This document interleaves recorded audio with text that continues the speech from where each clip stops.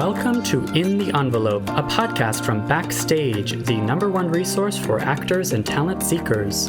I am your host, Jack Smart, awards editor at Backstage, and I'm here to guide you through every aspect of the entertainment industry with the help of some of your favorite stars. These intimate, inspirational conversations with today's most award-worthy film, television, and theater artists provide you, dear listener, advice on how to live the creative life, personal stories of success and failure alike, and maybe, just maybe, a tantalizing glimpse in the envelope.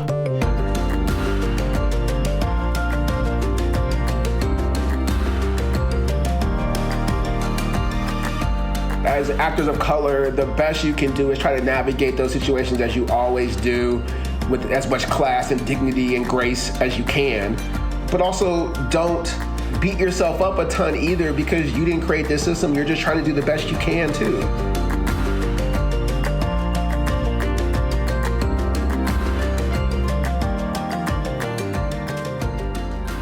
Hello, listeners. Welcome to a very special episode of In the Envelope. Happy Black History Month. Listen, as part of Backstage's ongoing mission to provide platforms for BIPOC, that's Black, Indigenous People of Color storytellers, and of course, amplify inclusive stories, and on this podcast, provide a guide to the industry today, we've put together this very special episode tied to Black History Month, featuring several recent guests of the podcast, some clips you've heard, some clips you haven't, basically asking them questions that have arisen organically in the arts community, especially, I would say, over the last year or so. The genesis for this idea, in fact, was from Prentice Penny, the creator of Insecure. Because of that snippet that you just heard of his, we were not able to air this full section of his interview, but it did sort of provide a jumping off point. In the wake of the summer of 2020 and Black Lives Matter becoming this huge national movement, we at Backstage started asking, what are we uniquely positioned? We are uniquely positioned and qualified to outline for our Black readers and listeners and for non-Black readers and listeners firsthand experiences of successful Black artists, how to navigate the biz if you are from any minority background, if you are in any way outside of the status quo, because Hollywood does in fact have a status quo. As we will hear in these interviews, Hollywood is an extension of America, is an extension of the world. We hope that listening to these conversations can kind of provide some perspective, some reflection, and maybe even a call to action. I mean, listen, the first step of allyship is humility. First of all, a sense that your background is your background, and having the empathy to step outside of yourself and see that your biases are not other people's biases, to see that you have biases. I think that kind of inward reflection is sort of the first step. And the second step is listening. So that's what we're going to do today. We're going to listen to these excerpts from these amazing, talented Black artists. And then maybe coming out of that, this is especially for those of you who happen to be white who are listening to this, what can we then do with that? How can we impact systemic change? What baby steps can we take, no matter how overwhelming it may feel or how unfair it feels, to see examples of injustice, implicit and explicit, in Hollywood and in our country? I also want to say, rest assured, listeners, we are going to continue asking these questions. And this episode is kind of an experiment, and we're going to see how it goes. We would love to hear your feedback, but by no means is this a one-off. We're patting ourselves on the back. We've solved anti-Black racism in Hollywood. If anything, I'd really like to continue to make this a series and keep asking, guests of all backgrounds, from all walks of life in the industry, what they are doing to think about how the system stands and how they can change it. So that's all I have to say. I will be checking in between all of these little snippets to kind of reintroduce each of these guests, make sure everyone is remembering who they are.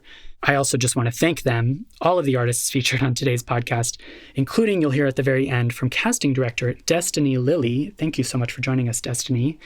Okay, let's get right to this interview with Prentice Penny. We're going to dive right into the bit where we are talking about an op-ed he wrote for Deadline, where he speaks pretty directly to racism and discrimination in Hollywood, particularly a response to the kind of movement in the wake of this past summer's Black Lives Matter movement to erase from television episodes that feature blackface.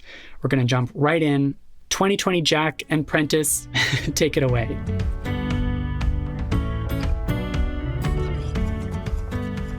I definitely want to link to your deadline piece in the article that we write for today's episode. And just to quote it for listeners who maybe haven't read it, you say, prejudice, racism, and white fragility / unawareness are a sliding scale. Blackface getting on the air is a symptom of a much larger and disturbing problem, lack of representation in the writer's room. Could you tell me a little bit about what it is about 2020, or what the impulses were and the experiences you've had that led to you writing this very powerful and very frank column? Yeah, I mean, obviously, we see these things happening in our world politically and culturally in our world today, right? To me, the thing was, which I said was the whole problem. And I wanted to say a sliding scale because I think there's this thing that if you say you do a thing, you're immediately labeled like you're racist. And I was like, I don't want white people to feel like, oh, you do this thing, you're racist. Because like nobody wants to be identified. I mean, if you're like a decent person, you don't want to be identified as being racist, right? So like that's the thing, right? So, but things are changing, things are moving, and sometimes we can do things that aren't racist that can still be offensive and still be hurtful without us being like a full-on, racist. You know what I mean? So it's a scale, right? It slides, right? This is more offensive. This is less offensive. I mean, just like in the world, there are things that are really hurtful and things that are like not as hurtful, right? It's not like it's all or nothing. So I wanted to kind of just say that like, here's the freedom to like, let's see where we are on this scale, right? Sometimes you might do something that's like blackface, which is very far. Sometimes you might do something that's just like, oh, I didn't hire enough people, or I'm not thinking away. That's a certain part on the scale, and it's all degrees. Yeah. So that was like the main thing I wanted to just even start with. It's like nothing is all or nothing. But I think when you have to see people in your writers, I think if you write jokes, but then you have to see those people, you have a different perspective of the joke, because there's a difference between saying, I think this is funny, or I'm making fun of somebody, but like, are they in on the joke? That's different, right? Yeah. And so if the thing becomes, if there's nobody in your room that looks like the thing you're mocking, then like maybe that's kind of the problem, is you feel more free than to like do it because they're not in your face. You don't have to look at anybody who looks like that. But by the time it comes on the air, you're not around them every day. But like if you had a room that had like 2 or 3 people of color or black people in that room, I doubt you're making that blackface joke. Like I doubt they, like, you will have to look at them and go like, oh yeah, like that's a joke that's gonna like fly and be okay, when you have to look those people in the eye. So right. And to the effect of like, and if you do have those writers in the room, are they a high enough level to feel comfortable to say, like, if you're hired, which is what a lot of shows do, which is like you hire, you get the studio to pay for the like minority writer, well, that's usually like the baby writer. So like now you put this baby writer in a situation where like they're trying to get their career going, but they don't want to like, this is wrong, but like I'm in this weird position. Yes, as opposed to like, well, why aren't you hiring like, maybe don't use the studio money, maybe go just hire like a person of color who's a co-EP, and like, because that person feels more empowered to say something to you. But then that's also the thing of who they decide to hire at what level says those things too, right? I want to hire you, but I don't want to be challenged. I don't ever want to be questioned about anything. You know what I mean? So all those things kind of go into the pot of, things that we need to be better about. Yeah, and it's so interesting, the point about it's the physical optics. It's the actual optics of if the person is in the room with you, that is when it's less likely to have stereotypes enacted or to have offensive jokes that I doubt a lot of people are thinking about the audience's perception when there's a room full of faces that all look the same. And so maybe you're just going to assume that your audience also looks the same. Also looks at it the same, 100%. And it really just speaks to, like, obviously the course of action, and you mentioned this in the piece, for the powers that be is to just hire those people, like you're saying, hire a talented writer who happens to be a person of color, make them a co-EP. What can those people earlier in their career who maybe have to pick their battles, especially I'm thinking of, on this podcast, we talked to a lot of actors. Mm-hmm. What can actors do in general to address or to combat these systemic issues? I think again, it's like what level of actor is saying it, right? And I think it really goes to like I think the truth of it is it really goes to, and I've tweeted about this, and I've said at a certain point, white people have to fix the problem because people of color didn't create the problem. So you're like it's like this problem was created for a certain group of people, and then you're like, okay, but now you fix it. Who didn't create it? Because like you don't have the power, like Jennifer Aniston going into the morning show, and I don't know, I'm just picking her as like a big profile star, going and saying, look, I need the whole crew to be 50% people of color, period. 100% that gets done. 100%. You know what I mean? So it's not incumbent on some smaller actor of color to like go in and like make these demands, because they'll just go, well, this TV show has 8 characters. You're the only one that's a person of color. So like we can replace you easier than we can replace Jennifer Aniston. Totally. Right? So it's just like, it's not really even on actors of color unless they're like Denzel or Viola Davis or the Kerry Washington of the world, who again are already doing that. So like that's not where the change is going to come. The change is going to come when like somebody like Ryan Reynolds. Yeah, it's like I just saw Ryan Reynolds was like, oh, I'm going to start doing this now. And I was like, yeah, that's what it takes. It takes the Ryan Reynolds of the world. It takes the Tom Cruises of the world. I mean, that's what it really takes. It just like in the real world, it takes the football owners, not the football players, to make it takes the people in power to make the change. It's hard to, I mean, people change like the quote unquote the people can do a part, but they can only do a part to a certain point. The people who maintain the power, who can get on the phone, who can pick up the phone and call vice presidents, governors, and get the call answered by the governor are the ones that actually can do it, who have a real responsibility to. So I think as actors of color, the best you can do is try to navigate those situations as you always do, with as much class and dignity and grace as you can. And sometimes you might lose jobs because of it, and that sucks. That's the picking the battles of and it's just like it's all, and then I hate that it's like, but also don't like beat yourself up a ton either, because you didn't create this system. You're just trying to do the best you can too, So yeah, I always just try to say like people of color, like there's no blanket like point of view you can have, or no blanket stance that you're like, because every scenario is different. Every situation is different. Every thing you walk into is different. So I would just say, just do the best you can, as long as you can live with yourself. That's the most important thing. Right. So yeah. Right. I'm very much a believer in like, especially with actors. I mean, we at Backstage, we have so much respect for actors. And actors in situations like that, they should not be judged for making those individual decisions that you have to make based on what you will and will not accept, what you have enough clout and power to challenge versus not. It's like, and if you are like, I obviously have a lot of friends of mine who are actors, and they've said too, like, I've walked out of this audition because I just was like, I'm not doing this. Like, and I was like, that's fair. I mean, that's what I say, as long as you can live with yourself, that's really the best you can do, because you're the one that has to like look back on it and go.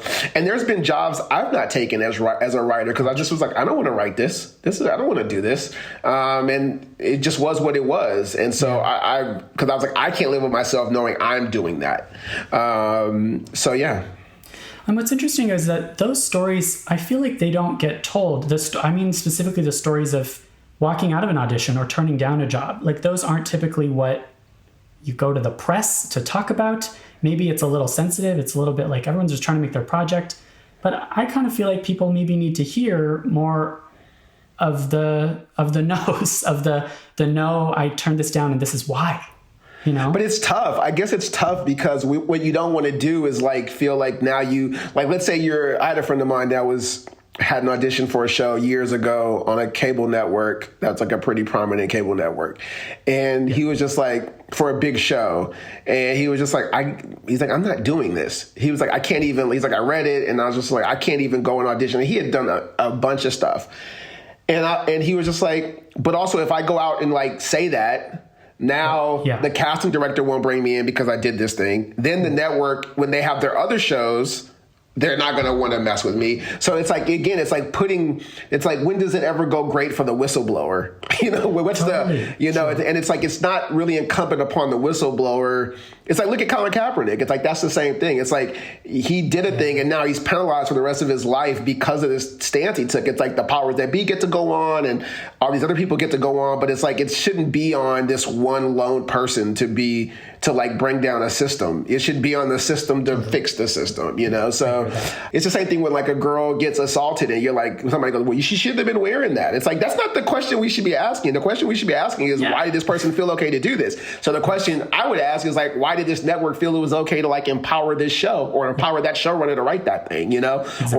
or to even pick up a show like that or develop a show like that? Like, that's the question we should be kind of asking low key, not why did this actor do this or do.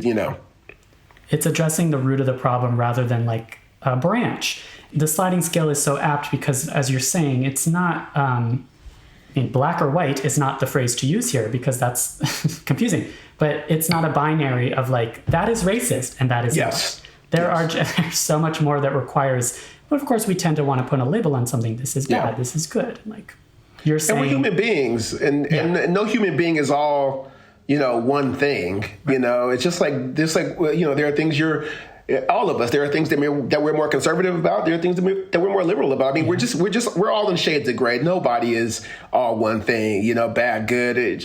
We're like human beings. So I think that like we can have conversations as human beings as opposed to being labeled bad, good, Yeah. Because it is uncomfortable. It's uncomfortable to talk about. It really is. And thank you so much for going there with me because it's we want to use this we want to try to use this platform to have more conversations like these. And I knew you could. I knew you would go there with me. So thank you. Yeah, sure. Hey there, listeners. 2021 Jack checking back in. That was Prentice Penny. You will hear next from Aldous Hodge, recent podcast guest Aldous Hodge, speaking to Prentice's point of, quote, having conversations as human beings. That is very much Aldous's artistic process as an actor, and it is certainly his advice to the powers that be in the industry. He had a lot of frank thoughts about what the powers that be in the industry, how they should see representation on screen, authenticity in Black characters and Black culture.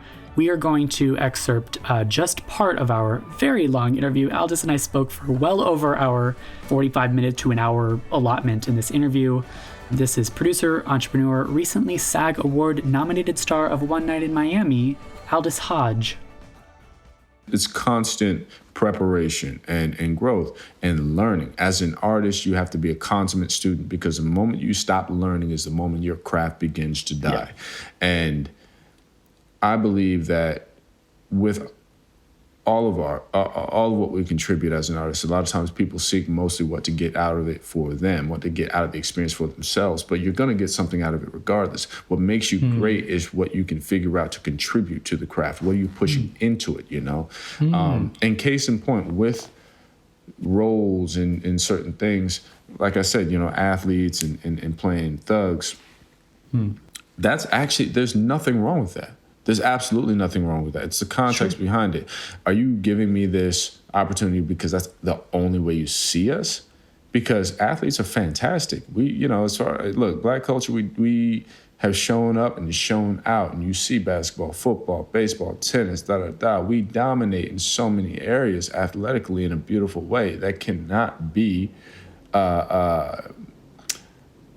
discounted. Because we have the examples, we have the history. So it's not a bad thing at all. But in terms of opportunities of equity, you have doctor, lawyer, this, that, for all these other, and then for Black people, you've only seen us one way. And my question is why? So if I'm going to play an athlete, if I'm going to play and again, I'm speaking to my personal experience because for my time in my teens, this is all I was given. Totally. Only because that's what we were, in the angsty teenage, sitcom or whatever. It's like you got the, the nerd here, you got the hot kid, the and guys, we need diversity. Bring the Black guy in to be the football player. And it's like, right. But I'm a nerd. I love science. I love engineering. Right. Like, can I be that guy? So there has to be a purpose to it. And with that, if there is a whole human being behind that person, I'm all for it. If there's a reason, if there's a purpose to it, if there's a real performance opportunity there, I'm for it. If their character is layered and has meaning and has heart, you know, you look at Denzel in Training Day, and his character was not a good person.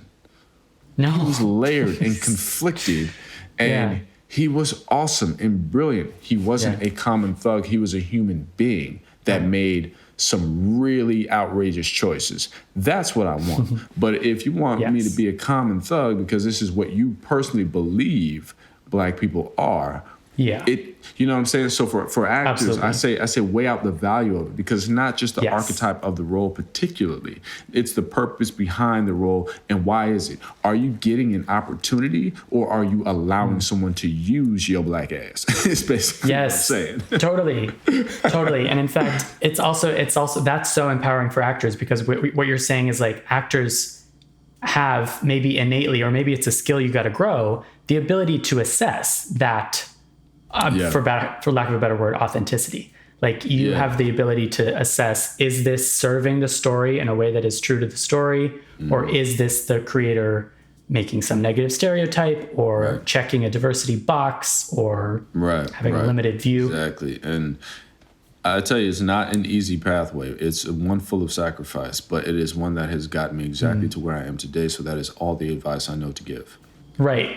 And that's exactly, I mean, what else can you offer in terms of the path? Have you seen in this path, have you seen things change? Like, are we seeing in audition rooms and in the decisions of what projects are greenlit, are we making progress away from these no. limited? Oh my gosh, Aldous. Absolutely not. Here's why I say that.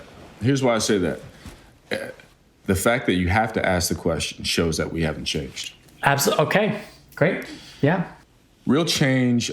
People forget that, you know, man, I grew up with Martin and Fresh Prince and Full House. And not Full House, Family Matters, you know, and we had the moment. You know, before that we had, you know, Webster, we had Cosby's, you know. What happens, what I see constantly with Hollywood is we are treated as a trend. Right, here's a moment, here's your time, boom, trend. Then the trend goes up and down. It's really great. Yeah. Oh, we got to get Black people in the room, But do you know why you need Black people in the room? Do you know why? It's because it's normal. We supplement so much value for the culture of America, for what we all benefit from. And it's not just Black people, it's all cultures, right? Oh, yeah. So we need to really spread that equity all around. But as it relates directly to Black people, we don't get that same equity when it comes to consistency. I will see change when there is consistency for years on end. Gotcha. A moment means nothing to me, because we've had a moment so many times before, and we have to learn. If we get comfortable in this moment and stop doing the work and stop pushing, then we will eventually recede and go back, because history is repetitious. Totally. Right? And have we really learned the lesson? So the fact that we have to have imagine asking that question about white people. It seems laughable and ridiculous, because it is. Right. Do white people have the same opportunities in industry as they've always had, right? And all we're saying is we deserve that same consistency, right? So Absolutely. That's what we're trying to establish. So no, I have not seen the change, and I will continue to say that until I absolutely firmly do see change that has altered my opinion. Because for me, I see people making good efforts. I see there's a different opportunity opened up when I see us in creative roles and dominant creative positions. Yeah. You know, when you have the Kenya Barrises and the Lena Waithe and the Anthony Hemingways, you know, taking up their creative dominance in their space that they've earned and that they've built. And we have more of that, it spreads around the opportunity of equity. But Yes. Change hasn't fully realized itself yet. And I have faith that it's coming. Don't get me wrong. I'm not completely pessimistic here. Because otherwise, you could move forward. Yes, but here's another thing that I want people to understand and sort of, this is why I say it. Especially last year, here's what real equity looks like, and I don't mind speaking on this. Last year, I was approached by several different teams for the opportunity to work on projects, and you know, they've got a project, they've got a script or whatever. They come to me, hey, look, all executive team is white, writer's white, you know, and, hey, we have this story, you know, it's black lead, we want a black story, we want to talk about this, that, and the other. I'm like, okay, cool. I'll read the story, I'll go through the notes, and I'll say, guys, here's where you have to watch things culturally. This is where you may have missed the mark. This is where you didn't understand this. You don't understand the effect that it will have on the black culture, because when you sell this, you're going to use the black culture to sell this commercially, right? Right. This is what you're going to use to line the pockets. You're going to sell the culture, but no one in the room is of the culture, right? Right. So I always say, as my first producerial decision, you need to get black people in the writer's room, rewrite the script, so it can be honest and true. Yeah. And they all say no. Because here's the thing, they treat it like a trend. Last year, we're seeing all what's going on, and here's an opportunity. So let's use this to make a movie. Let's get it right now. Let's rush and let's put black people. Putting black people on TV is not the answer. Right. It's creating a space where we have ours, where you expect it to be ours. What I don't understand is, why are you so interested in writing a story for black people if you care so much about black people, but you're not out there on the front lines, you haven't marched, you haven't protested, and in 2020, you just realized that racism is real. Yeah. We've had the signs. So you just want to make money off of black people, but you don't want to make money with and for black people. Like, get it together, Hollywood. So again, when you ask, is it changing? This is what I see from the internal side of the conversation that I have to battle against as an artist. And it frustrates me to no end. This is not everybody, of course, granted, but there are still multiple cases where people don't understand how to do it right. Writing a narrative to give a job, that's not the point. Getting out of the way is the point. Cool. Get out of the damn way, because if you want to write a story, great. If you want to initiate a story, great, but go get the team to do it. Right. And those people do have to be behind the camera forces, right? Like, it has to be the Kenya Barrises and the Lena Waiths of the world, rather than just we're casting one person as the one black person in the role. He's an actor. I think that initial step and the idea of it is well-intentioned and well-meaning. I just don't think that it is the end-all be-all, and people need to learn more. Share the executive room if you want to go down this pathway. Otherwise, don't write a black story. Write a story, and here's the difference. Write a story and audition, get the best actors for the role, and if that actor happens to be black or Latin or Asian, then let that be that, but don't point it towards their culture if you have nobody in the room who's protecting their culture with the narrative. Because that's just chasing a trend. Saying? I can be a cop, but if you want to write about a black cop's experience, put some black people in the room. You know what I'm saying? There's a difference. Thank you, Aldis, for your candor. The point about this not being a trend, this idea of Black Lives Matter, or Black Lives Matter in the context of the industry, representing them authentically on screen, that is not a trend. I just wanted to speak on behalf of Backstage, especially the editorial team. I'd like to read from this letter we wrote in June of this year, when the Black Lives Matter movement was sort of entering the mainstream in a big way. We wanted to say, this is from Backstage, we know there is much more work to be done, and we are going to continue playing our part. As the starting point for many looking to bring their stories and themselves to the stage or the screen, we know the power of inclusive art and art making. Our ongoing mission to provide platforms, hold space for, and actively champion Black and brown stories and inclusive casting will not stop. So again, we hear Aldis's point about that we don't want this to be just a trend. we at Backstage are working to continue to uplift these voices and highlight these stories. Linked to in every episode description of this podcast is our list of resources relating to the Black Lives Matter movement. Shifting gears here to another frank and very fun interview like Aldous. This is Caldwell Tiddeque, who is perhaps best known as his drag persona, Bob the Drag Queen, winner of RuPaul's Drag Race, and definitely someone who's active in terms of scripted projects on stage and screen. I think Bob's perspective here is a really valuable one because in addition to speaking to kind of that traditional, maybe more traditional side of Hollywood, and speaking as a Black person operating in Hollywood, he's also very much a member of the queer community and active in the drag world. He identifies as non-binary. To say that Bob understands discrimination from multiple different angles is certainly an understatement. And this is somebody who understands how to use his platforms as an activist. And so I encourage you again to listen to this full interview. We're going to dive in here and just listen to Bob talk about some of his experiences, his anecdotes, his stories working in Hollywood. All right, here is Bob the Drag Queen. I would love to ask about navigating Hollywood, specifically Hollywood. As a Black?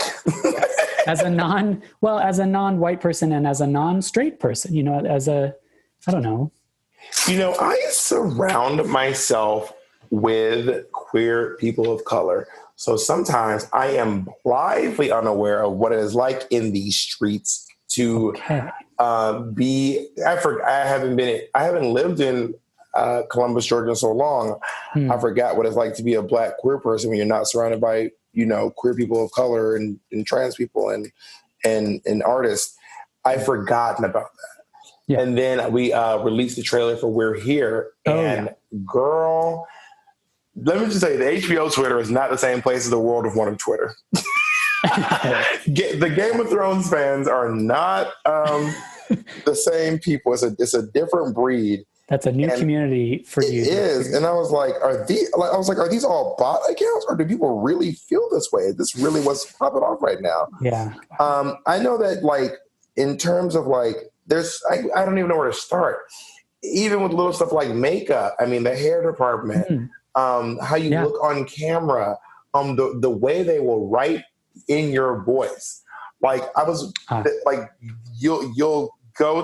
read the script and it'll be like, hell to the no, motherfucking bitches. And I'm like, I just wouldn't say that. Right. And not that someone wouldn't say it, but I wouldn't say it. And they'll be like, oh, we wrote this in your voice. And I'm like, is that how you guys sound? Oh, no. Is that what I sound like to you? Wait, so that's been an experience you've had that people have said, we wrote this for you. And you go, this doesn't reflect me at all. Yeah, I've had people write things in my voice and then me be like, I don't talk like that. I don't speak that way. And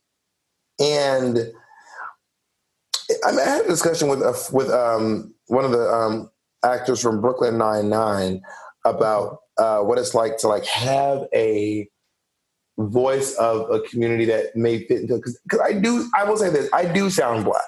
I think if you heard my voice over the phone, you'd be like, oh, this is a Black gay person. Off the bat. You're not going to think that I'm Jim Carrey or, John Mulaney. If you heard this voice and John Mulaney showed up, you'd be surprised, quite frankly. Right. But it's got Wanda Sykes, and Wanda Sykes sounds Black. You know what I mean? Sure. But it seems hard to write that if you're not Black, or it seems like, from my experience, people aren't nailing it. Very few writers. Tony Kushner. Right. He can write. I've heard him write Black voice. I'm like, wow, that actually sounds about right. But right. And you played a Black character that he wrote. Yeah, I played Belize, and he was in America. Right. But some other stuff I'd be like, what the hell is this? What the hell, motherfucker?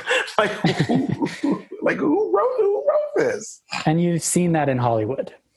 Girl, you've seen it in Hollywood. We've all seen it in Hollywood. And it's the difference between watching, let's say, if you watch Friday, which was written by Ice Cube, and then you watch some other movie where Black people are just wedged into it. Right. And it's interesting, in my opinion, to see the difference between how Ice Cube would write for Black people and how white people would write those same roles. It's like when I see it, I cringe. I'm like, ugh. Yeah. Oh my God, that just sounds so horrible.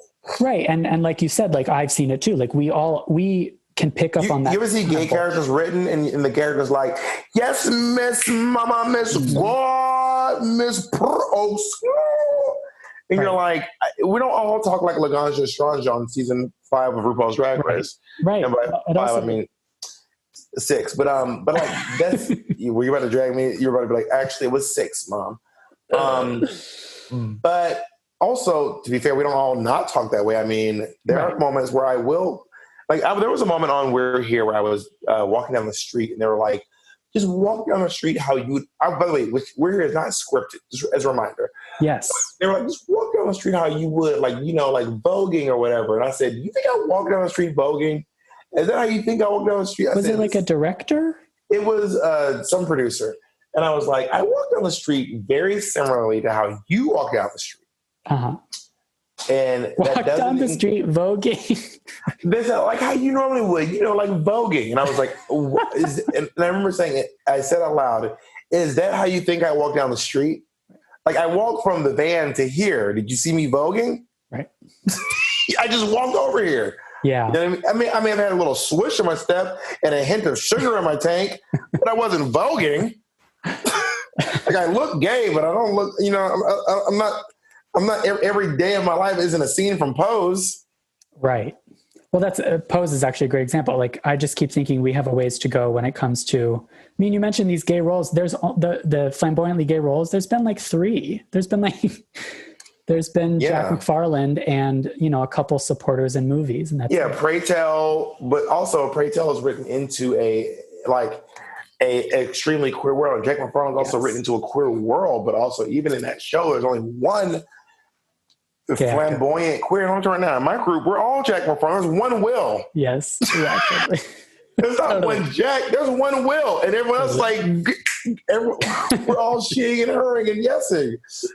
But it's also about finding the nuance of like, you know, when I would call my friends who identify as male girl and she and her, and just making it authentic. Yeah. And the best way, in my opinion, the best way to get that authenticity is to have someone from that experience. Right. And there are the anomalies where some people can write in those voices and have some great, you know, moments. And that goes back to like, it helps to have a community and to have a spirit of collaboration as you do. Yeah, for sure. I agree.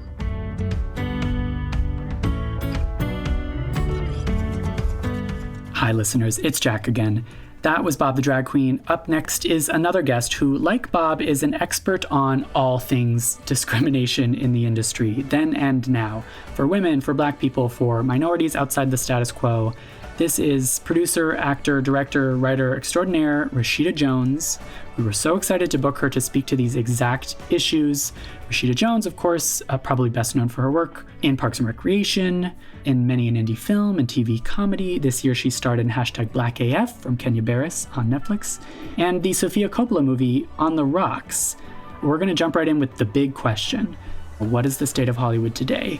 In the wake of Me Too, in the wake of a renewed focus on Black Lives Matter in the industry, certainly amid a pandemic. This is a great interview to listen to if you are stuck at home and wondering what you can do to think about this ever-changing industry. Let's go straight to that question here in the Rashida Jones interview.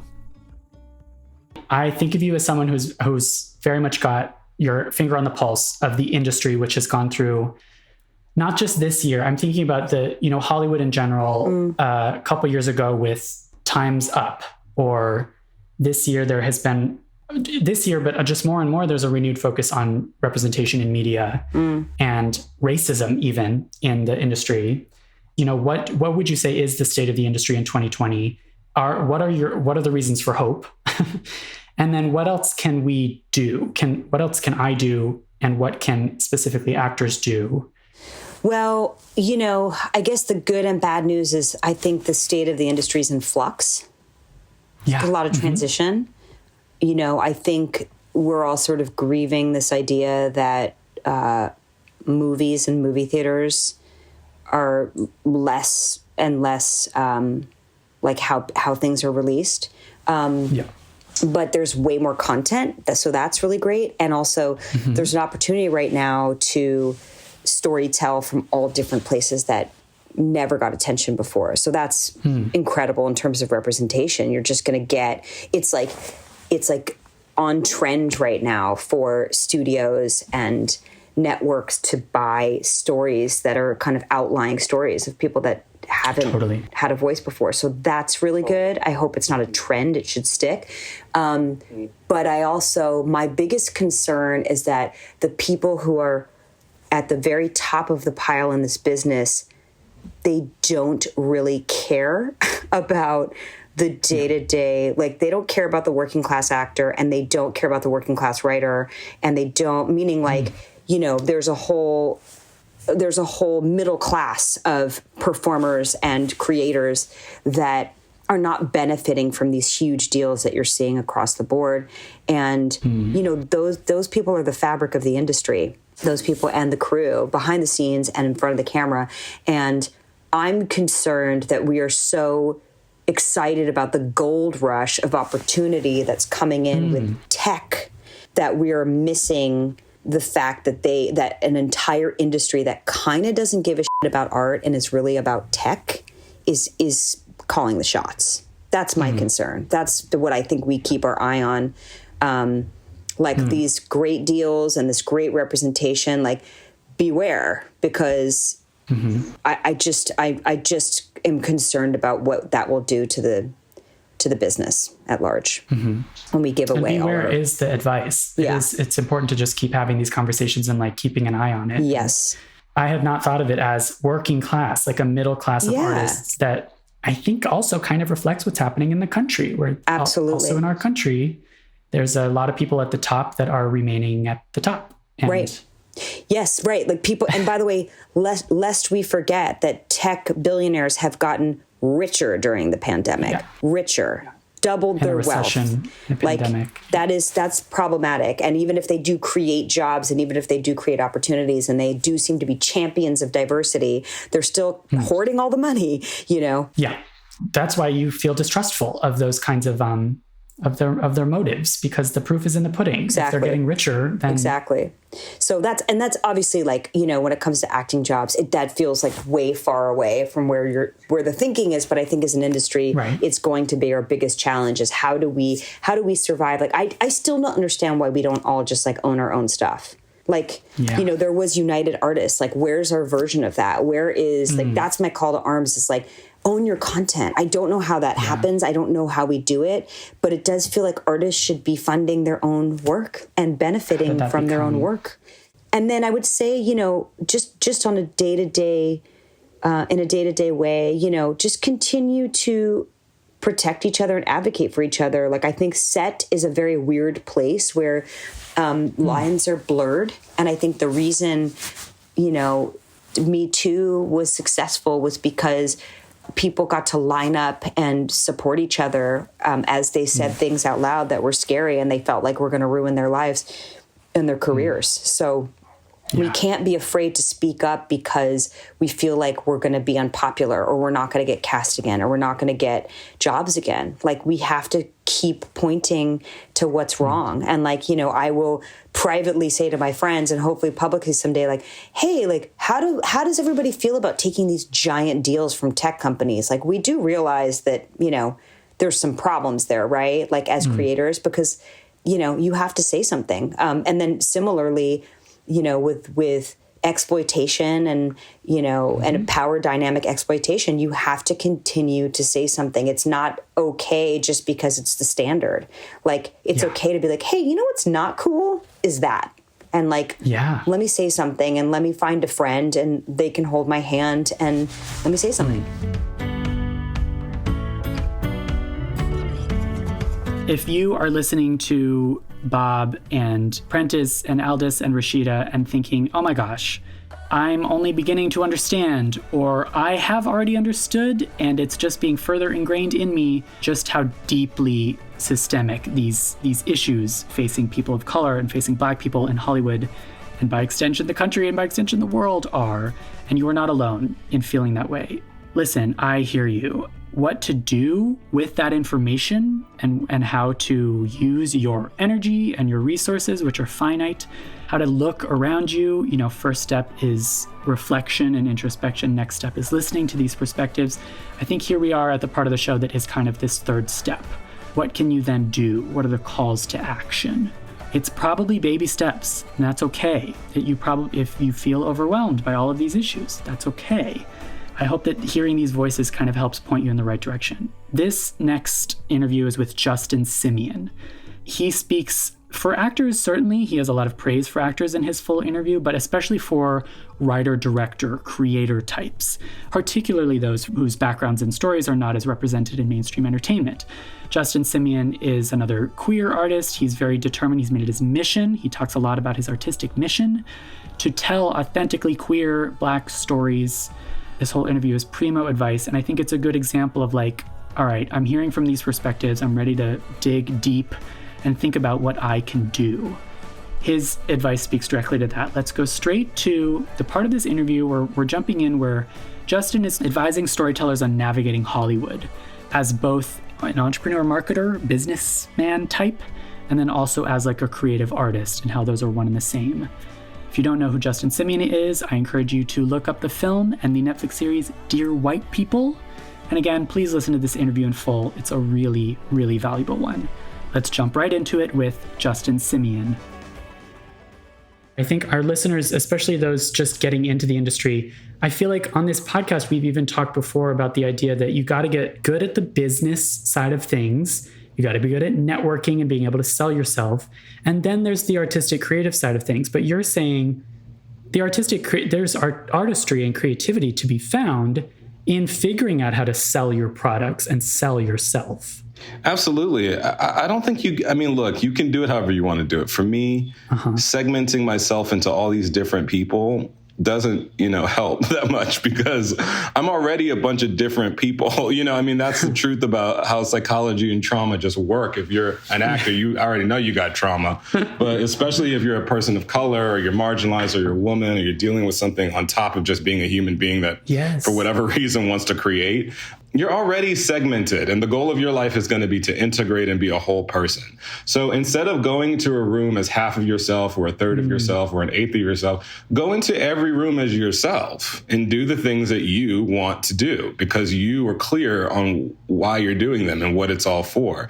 I remember I never would go to networking events. I never did. I hated them. I didn't understand, for me personally, why I had to go because if I didn't have a project that was ready, and people would harangue me all the time about it, and I would end up going, and I would feel really guilty when I didn't go and all this stuff. And I could have saved myself a lot of guilt and a lot of time because guess what? It never mattered for me. I'm not saying networking doesn't matter for anybody, but it didn't matter for me. I needed to network when I was ready to share a script or talk about a specific project. And so, yes, take all of the advice, do all of the things, but most importantly, do you. Be clear about what that means and do that because, that's where it all comes from. The kind of director that I want to be is not the kind of director that you're going to be. Yeah. Everyone is different. And even as a performer, as an actor, your path in life is just going to be remarkably different than everyone else's. When you buy clothes, what I don't ever do this, of course, because I'm just not this fashionable. But what they always tell you is you go buy you buy cheap clothes, and then you get them tailored. So take all the advice, but make sure to take that time to tailor it to yourself. That is beautiful. That's beautiful advice. Well, and just going off of that, you mentioned this idea of because we are backstage, I would love to hear more early career artist advice, maybe particularly for storytellers who are from marginalized groups, storytellers of color? I think my advice there is you should be thinking about the marketplace. You have to. You have to think about what people are going to buy, what do they want, et cetera. But you can't let that dictate your process. They are separate processes.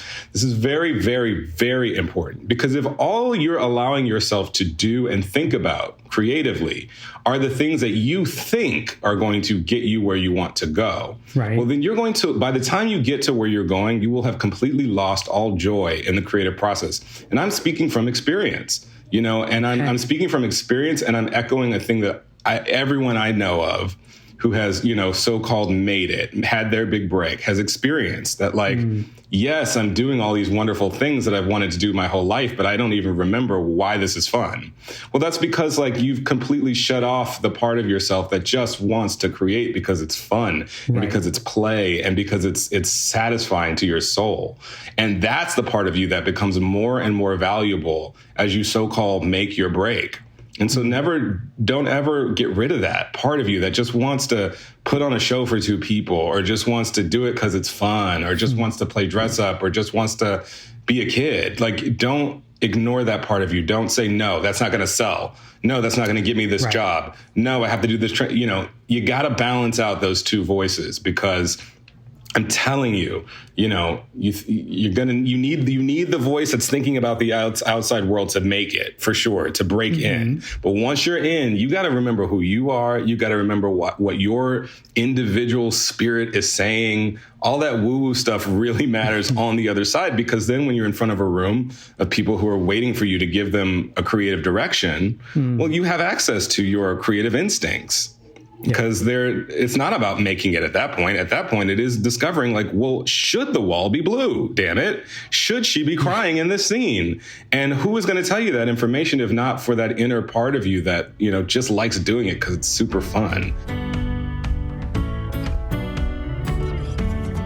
Keeping with this theme of inspiration, empowering yourself as an individual within these systems in Hollywood, in the country, in the world, we go now to Simone Missick, who in her interview, I think echoes some of what Justin just said in terms of remember what your individual spirit is saying. Simone really speaks that way as an actor and directly to her fellow actors. This is someone who has thought a lot about how being yourself, which of course is probably easier said than done, especially for those dreaming kind of making their way through this industry as an actor, especially those who don't look like the Hollywood status quo. But being yourself is, maybe that's all you can do. Maybe this is your baby step, listener. Figure out how to be yourself as honestly and loudly as possible. Let these voices inspire you to do that, and then let the industry come to you and let that kind of carve your way through. Simone Missick is the star of CBS's All Rise. Her whole interview is full of wonderful, actionable inspiration for her fellow actors. But let's get right to the moment where she addresses this idea of what can an individual actor do. Here she is, Simone Missick. Last quick question, which I know is not a small question, but given the state of the industry today, and All Rise really speaks to this really well, what is your advice to actors of color, actors from minority groups, but really any artists of color, for advice for how to navigate Hollywood today, the industry today? Be your authentic self.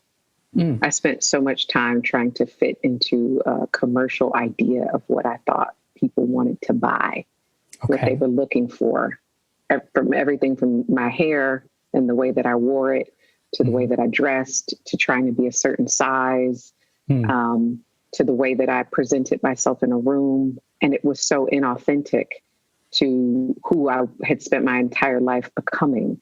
And it wasn't until I said, they are going to get me. They're going to get my hair as nappy or as kinky or as coily or as curly as it's going to be. They're going to get my skin tone, my size, everything, my voice. And what I think that we see in our industry today is that the industry is looking for that authenticity. You see it with shows like Insecure. You see it with performances by Kerry Washington and Viola Davis, and all of these phenomenal women who go and they Ingenue Ellis, and they give you themselves.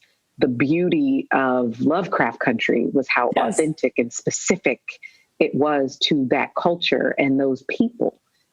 The more specific and honest that you are about yourself, the more confident you are when you walk into a room, the more you have to gift to a particular project or production. And I think that until they want to make it yourself. Ooh. They don't know what they want until you give it to them. Mm-hmm. We didn't know that we wanted to see two Black girls be young and silly on HBO until we saw it. We didn't know that we wanted sci-fi drama set in, 1940s Chicago until we got Lovecraft. So be your own creators. Don't wait for someone to open the door for you. Open it for yourself. It makes you happy. It feeds you artistically until you get the yes that you need to pay all your bills and to do it on a larger scale. But it only sharpens you so that when you do step on set and someone is paying you to bring your voice, you are not shy.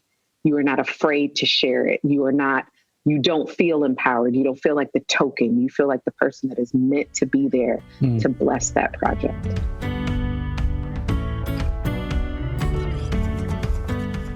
Yes, Simone, thank you so much. Doesn't that just make you feel all warm and fuzzy?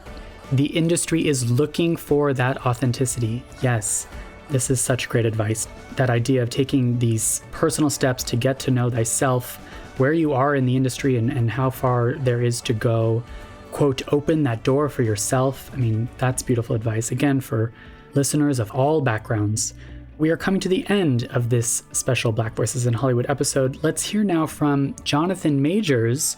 Congratulations, Jonathan, on your SAG Award nominations for Lovecraft Country and The Five Bloods. If you're an actor who listened to this whole interview of Jonathan's, I hope it left you feeling full of hope and power and quite a bit of know-how. He speaks directly to his peers as actors. He speaks about working in Hollywood. He kind of ties together all of the segments we've heard today. Let's jump right into it here. This is my interview with Jonathan Majors. You mentioned this idea of yes, first of all, casting and being pigeonholed and stereotyping. But what are your impressions of the state of the industry when it comes to race and discrimination in the year 2020? Well, I would say when we have a conversation about the industry, we're having a conversation about Hollywood, right? Yes. Quote unquote, right? Hollywood. Yes. And Hollywood is so powerful that when we say Hollywood, we're also talking about Broadway. We're also talking about, we're talking, it's an overarching umbrella of, it's one of the institutions you talk about. It's a catch-all. And I think we should just talk about where Hollywood is located, which is in California. Okay. Which is in the United States of America. Yes. Right. And that is who Hollywood, quote unquote, must serve. We're all in the service industry. And I think now Hollywood has to understand, the institution, right? Has to understand that they are responsible, that they have a huge responsibility, that entertainment is not just for popcorn, giggles, and snacks, date night. No. Entertainment is a huge part of our culture. And because it's such a huge part of our culture, you have such a huge responsibility as an institution to present the aforementioned culture in a way that is completely natural and authentic. That's the call to action. And I think we're getting there. Yes. I really believe we're getting there because we're listening, right? And we're paying attention. Yeah. And in the year 2020, there does seem to be that thing you were talking about earlier about the stopping. I think 2020 has kind of forced us all to stop and do a little bit more listening. Yeah. Get that download, get the download. Yes. That's what's happened. This year has been a download. Yeah. And we've all been stuck watching TV, YouTube, etc., listening. Totally. And all we're listening to is this circle of damnation, right? It's actually the circle, right, of download. Right. And something is being dropped into us individually and then culturally and ultimately into the institutions where, because here's the thing for institutions, bro. Institutions are ran by people. Yeah. And that's our saving grace. Yeah. You see, the institutions are and ran our by downfall. people. And our downfall, Yes. But I would consider myself a bit of an optimist. And that's good. That's good. And I hope that, every actor that is making things, can feel emboldened and feel encouraged, Yes. that, we have power, the artist has power. And be yourself. Let your heart break every day. And the beautiful thing about it is people have to look at you. Be seen. Be seen. Be seen. You know, we're the foot soldiers. You know, the kids going in audition. You know, if you walk in, if you're taping, etc. You're the foot soldiers. You know, you're on the front lines. You know, I'm on the front lines with you. You know what I'm saying? So like, let's show them. We can show them full humanity at all times. Yeah. You know, it's our job because we're taking black and white letters and trying to make it into a full-bodied human being. Well, that's the cheat sheet, and we all signed up for it. So, you know, the institution changes by all the people around it changing. Yeah. That's brilliant. That's absolutely, I was going to ask, like, what is your advice for the individuals, especially for the actors, the early career actors who probably have the least amount of power in this whole institution? What is that? What is the call to action? And of course, you just answered it. It's to take the responsibility of you're the ones seen, you're the ones reflecting the audience, reflecting truths. That's right. You said it. Yeah. Because what you get is their time. You know, you watch that tape. You have their time. That tape may be a minute, 30 seconds. The tape may be 5 minutes. Because you have their time. You know, you have to feel that time with as much authenticity and with as much truth and as much you as you can. You know, to quote my dear Dean, Gerald Freeman, you are enough. But you can only be enough if you're brave enough to be you. Be you. What an inspiration, Jonathan. Thank you. If you are an actor, I hope you've heard that interview in full. Go listen to it. It's amazing.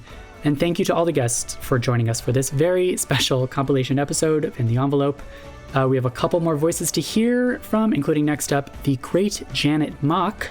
But we couldn't finish this episode without honoring a real trailblazer, someone that we think about when we talk about Black Lives Matter and the movement in Hollywood and changing the status quo. I'm talking, of course, about Cicely Tyson, who passed away this January. We honor her. She is remembered, of course, for her stunning performances, which earned every award in the book, including an honorary Oscar and a Tony Award at age 88. She kept working and earning accolades well into her 90s. She's so iconic, and her legacy is so important because it mirrored and, of course, then helped advance the American civil rights movement of the 20th century. So she's a true trailblazer for Black women in entertainment, and Backstage was lucky enough to interview her in 2019. So here is a quote from her Backstage 5. Quote, "I could not afford the luxury of just being an actress. I had some issues to address, and since I was quite shy, I didn't think I was built to do it, parading up and down and waving batons and saying, 'Save us Black people.' That wasn't in my makeup. I just decided to use my profession as my platform, and God blessed me." And then when Cicely was asked for what advice she would give her younger self, she just said, "Follow your own heart and your own desires." Thank you, Cicely, and to all of today's guests for blazing those trails, for, quote, using your profession as your platform. Let's wrap up this interview section of the show with a quick snippet of our interview with Janet Mock, best known for Pose, the writer, director, producer, and certainly trailblazer and activist in her own right. She was asked that same question that Cicely was asked. What advice would you give your younger self? I hope you all take it to heart. Stick around to hear a quick word from Christine McKenna-Torella about this week's Backstage Casting Insider segment. And thank you all for tuning in. Here is Janet Mock. Okay, last question. And you've basically written books about this topic, but I ask everyone, if you could go back in time and give your younger self one piece of advice, what would that be? Slow down, enjoy the process, be present exactly where you're at right now, because you'll never get this moment back again. And yes, girl, you are correct and you are right. Trust that instinct and keep pushing forward. Yeah, that's what I would say. And it's not really one piece of advice, but I think that as a trans person, and I'm sure a lot of queer people can understand this too, or people of color or women or anyone that's often silenced and invisibilized, is that so often you're met with people shaking their head and what you need is someone nodding at you. And that simple affirmation can push you through. And so sometimes you have to nod at yourself and say, yes, you got this. Trust your instincts. You're right. That feeling that you have about this person, about this moment, about this opportunity, trust that. Do not silence that. Do not silence yourself in the same way that the world is constantly, oftentimes silencing you.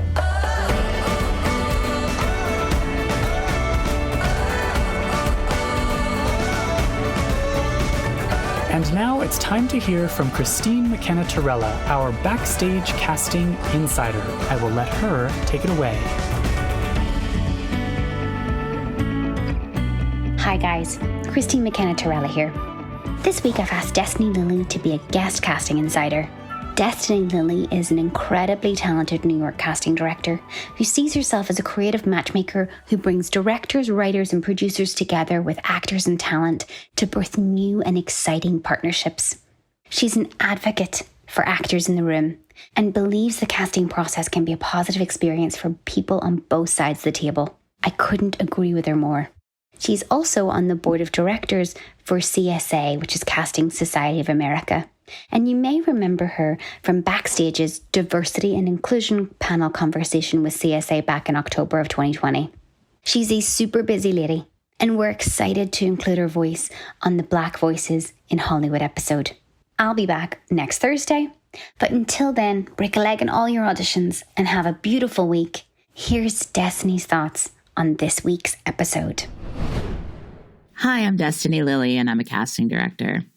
I'm excited and humbled to share space with the beautiful and talented Black artists featured in this episode. I really connected with the advice given by Simone Missick to be your authentic self. I've struggled in the past to find my place in this industry, but I've realized that by being my authentic self, I'm able to do my best work and create a brave space for Black actors and other Black creatives to do their best work as well. My advice to Black actors is rooted in bringing your authentic self into the audition and not trying to contort yourself into who you think we want to see. We heard Janet Mock say, do not silence yourself in the same way that the world is constantly, oftentimes silencing you. Janet's words resonate with me because I've seen so many Black actors place limitations on themselves based on how they think they will be perceived. Jonathan Major said, we're all in the service industry. And that really struck me because in casting, we often talk about being in a service industry as serving the needs of our clients, the studio, director, producer, or theater company. But there's a deeper level of service that we must embrace. Service to history, service to authenticity and the truth, service to our communities, our ancestors, and ourselves. I'd like to thank the team at Backstage for having me today, and I hope to be back soon.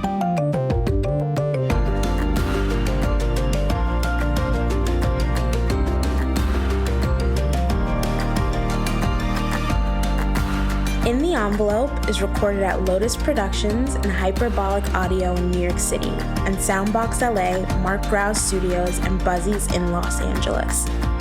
Thanks as always to our producer extraordinaire, Jamie Muffett, and to the team at Backstage, Samantha Sherlock, Mark Stinson, Caitlin Watkins, and of course, Kasey Howe.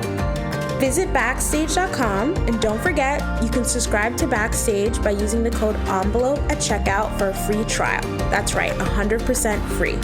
For more exclusive content, join us on Facebook and Twitter at In the Envelope, and subscribe, share, and leave a comment. Who would you like us to interview next? Thanks for tuning in. We'll see you next time for another glimpse in the envelope.